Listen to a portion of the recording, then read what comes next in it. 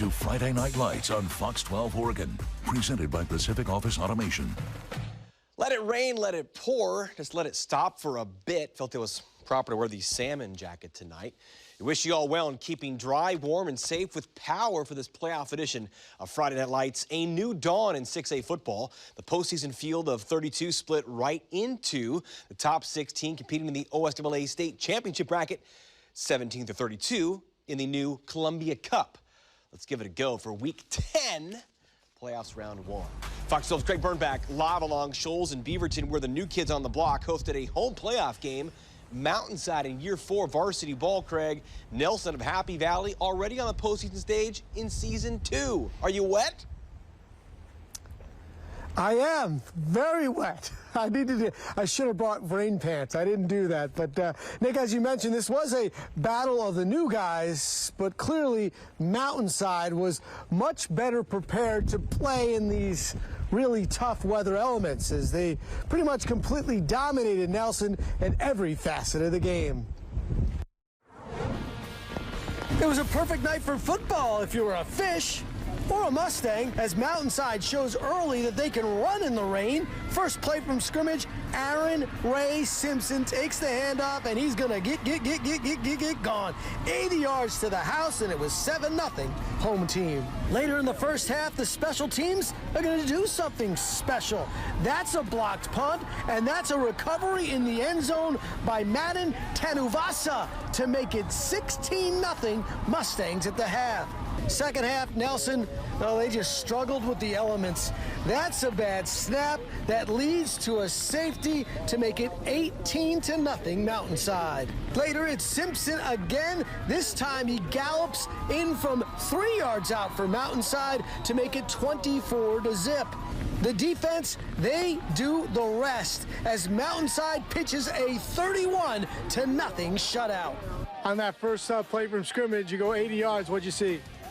Nothing but green. I had it excited to run that. A little bit cold, but didn't let that stop us. What about that defense? Unstoppable. We played like amazing that game. All right, so just how wet was it tonight here? Well, after the victory, Mountainside head coach John Mannion told his team this was the wettest conditions he had ever coached in. John Mannion has coached high school football since 1996. So yes, Nick, it was wet here. Reporting from a still pretty wet Mountainside High School, Craig Bernbach, Friday Night Lights. Yeah, you know it's wet when Devin no longer has dry towels to clean off the lens. We've got 3 more weeks of coverage to crown a fall champion this year for our guy, though, Craig Bernbach. This is his last game of the season. You got a day job, a family, a podcast. We appreciate you, Craig, having on the team. I know the viewers do as well. Well, thanks for having me. I love being on the team with you and being out here with my guy, Devin Askew, who's just as wet as I am. But he wore rain pants because he's smarter than me. You know, one day, you won't be a rookie anymore, Craig. You'll kind of figure it out. We'll see you next season, all right, buddy? See you on Twitter. Big thanks to all of our crews on the downboard tonight. I was at this one, a Columbia Cup matchup. Number 31 Century, one of the last teams in. Number 18 Westview, one of the top seeds in the secondary bracket. An old Metro League throwback, right? More than 15 years ago, both 4 and 5. Jordan Fish is the king of the Rock Creek, of course. Fish needed some 200 yards and change to join Thomas Tyner from a decade ago as the lone kids to ever have 2,000 yards rushing in a season from a Beaverton school. Well, guess what? He did it. First half took about 30 minutes. And then Nolan Keeney really matured as sophomore. Jaden McBreen, the senior, in on the scene. Touchdown Wildcats made it 7-0. Aiden Cox wasn't allowing anything in their house. He jumped that route and returned it 45 yards the other way before the break. Then came a 30-point second half. Fisher, 249 yards rushing, 3 scores, 37-0. He got the record. The Columbia Cup quarterfinals will be next Friday at Westview, hopefully drier. They get the winner of the Metro League rival, Sunset down at Sprague, the 26th-seeded Apollos, number 23 Olympians. Both would love to win that Columbia Cup. Jacob Bowers, the third quarter carry to make it rain. No stop in the home shop. 12-yard touchdown, 30-0 for the Olies. Sunset's got some guts, though. The Apollos all in for Coach Merrick, always. helping bring in that Columbia Cup bracket, matter of fact. They lay a pair of scores to close up the season on a positive note, but it is Sprague. Look at that rain. 30-14 the final. The Olids go to the quarters now at Westview. Two teams with great seasons with a better chance to win a playoff game in this new format. PIL number 4 Wells, TRL number 5 Oregon City, two rising tide programs. The Pioneers have been on the rise, leading 24-16 at half. Third quarter, we got Marcus Jordan, not air, but on the ground. Jordan finds the corner and fills the space. 12-yard touchdown, 30-16 OC. Fourth quarter, same kid, different play, same kind of dampness. The pitch to Jordan, water skiing around the sidelines. Senior makes it 36-16, that's the final. They now get number 22 Lake Ridge, a TRL matchup in round 2 after the Pacers Blake Sandy tonight, 40-0. More of the first ever 6A Columbia Cup playoffs. Number 29, 4-5, Wilson McMinnville should say it. Number 20, 6-3 Jefferson. A lot of defense here. Demos play some of the stingiest in the state. The PIL co-champs also got to see Austin Rapp. The Riz went to him. The Grizz, 12 of the first 15 snaps. This a score from 16 yards away for Austin Rapp. He would get in here. 7-0 for the visitors from McMinnville. But then Jefferson would get in the end zone twice behind Brave Johnson, their quarterback. Jeff last won a playoff game in 2010. They get one on this night, 18-7, scoring after he left. They now draw number 28 North Salem. The 6A Columbia Cup champion will be crowned the same day as the Oregon State champs, Friday, November 25th. Something fun, something new. Our Chandler Watkins braved the elements down 99W for a 6A championship bracket clash. Chandler, the first ever meeting between number 9 South Salem, number 8 Sherwood. We can tell and say how wet was it, we can see that, but more importantly, how fun was it? It was fun. We're now under an awning, so we're a lot drier than we were just a few minutes ago, standing outside in just the downpour of rain between this first matchup between Sherwood and South Salem. Both teams held the line fairly well during the first half. Sherwood was only up 1 touchdown, but they flipped a switch and cranked it up to 11 after halftime and just got touchdown after touchdown after touchdown. Sherwood moves on to the second round after they beat South Salem 48-6. First round of playoffs, and tonight in Sherwood, the Bowmen were taking on the South Salem Saxons. The crowd was wild tonight, especially the Bowmen student section. The Bowmen are first to strike with an interception by Eli Davis. He takes it all the way to the 15-yard line. Oliver Fisher takes it home, and Sherwood is the first to put points on the board. Second quarter sees Bowman Nate Gribble put 6 more on the board. Sherwood fumbles the ball, and South Salem recovers it. Check out this pass to Zach Wustig. QB Dashel Smith keeps it to himself and goes into the end zone to put the Saxons on the board. Halftime, Sherwood 14, South Salem 6. With the rain still coming down. Salem starts the second half with the ball, but a tip sees the Bowman's Ohani Gray get the ball. Tyler Haston gets it into the end zone for another Bowman touchdown. QB Kason Covert keeps the ball to himself to put 6 more on the board for Sherwood. Bowman Nick Gribble runs straight up the middle for another Bowman touchdown. Final score 48-6. Great excitement for first playoff win for my dad, the coach, and just everybody's out here home game win.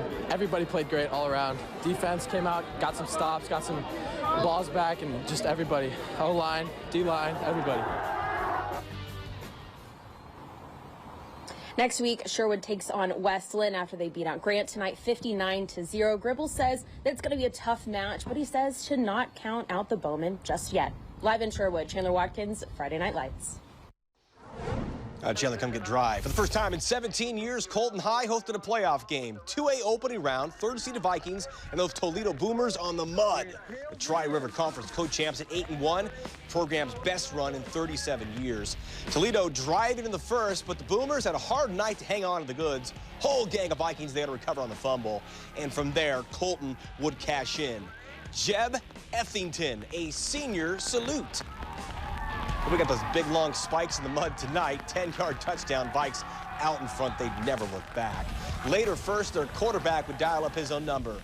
Ricky Hendrickson. Ricky knows how to fall to big blockers. 15-0 for the home side. A 50-burger tastes-like victory. Number 6, Gold Beach next up for Colton. Congrats on that historic win. So long coming. 3A first-round action from the carpet of Hare Field in Hillsboro. No way Banks and the sisters were going to play on the slop at Kelly Field. Number 13, those Outlaws. Number 4, the Braves had yet to lose on the season. This was a 6 o'clock kickoff. The heavy stuff never let up. I was there first quarter. Christian Lyda isn't afraid of no rain. The senior quarterback to the senior tight end, Logan Kind. A rare first down completion through the air on this night. From there, it was the junior, Ashton Crossan. Crossing the goal line. The game's first score of so many for Banks has been so dominant their first year, down from 4A into 3A. Next drive, Lyda and Kind connect another. I thought that was maybe going to be a touchdown. They would rule him down just outside the chalk. Next snap, though, next score, Crossan with another one. He had a TD hat trick, part of a 40-point opening half. Season 1 down in 3A, so well for Banks. Cole Linehan's boys allowed just a shave over a field goal per game. They get it done in this one, 47-8 to get to 10-0. Sandy M. Christian awaits in the quarters.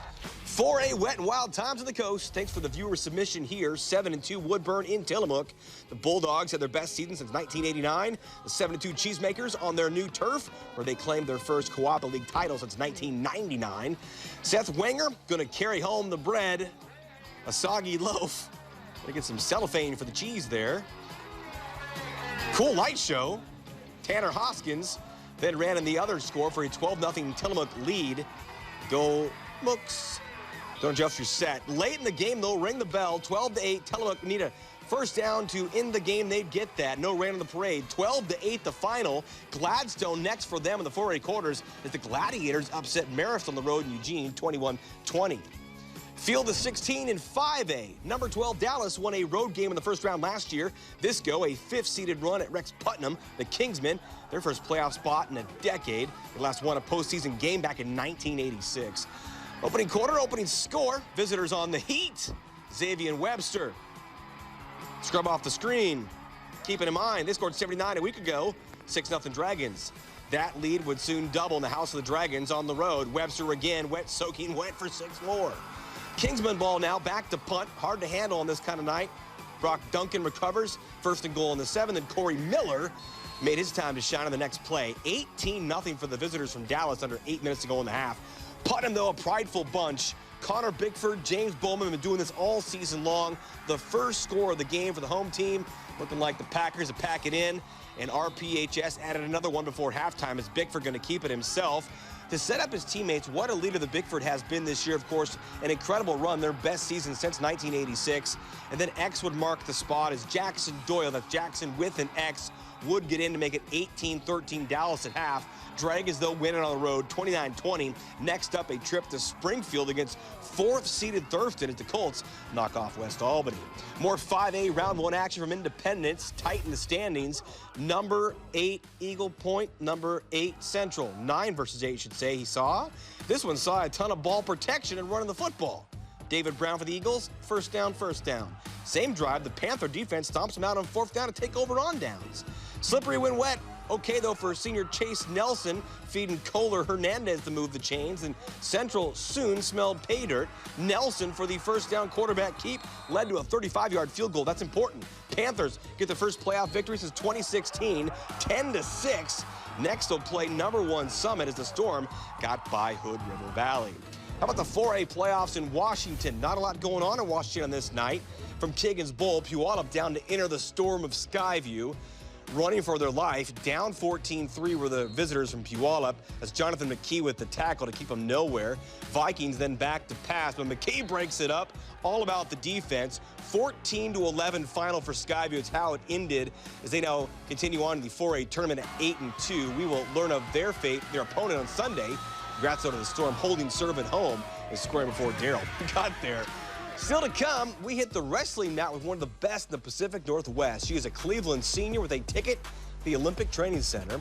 Plus more from our 2 live crews in the wet rain. Craig's final time with us this season on the night from Mountainside, and Chandler on that playoff atmosphere in the atmospheric river in Sherwood. We will roll out the other scores from the night that we could not get our cameras to tonight. They wouldn't have dried out anyway. More to come on this Week 10 playoff edition of Fox 12's Friday Night Lights on the other side of the break. Don't see a final score? Give us a shout. Let us know how you won, how you did. We're back after this.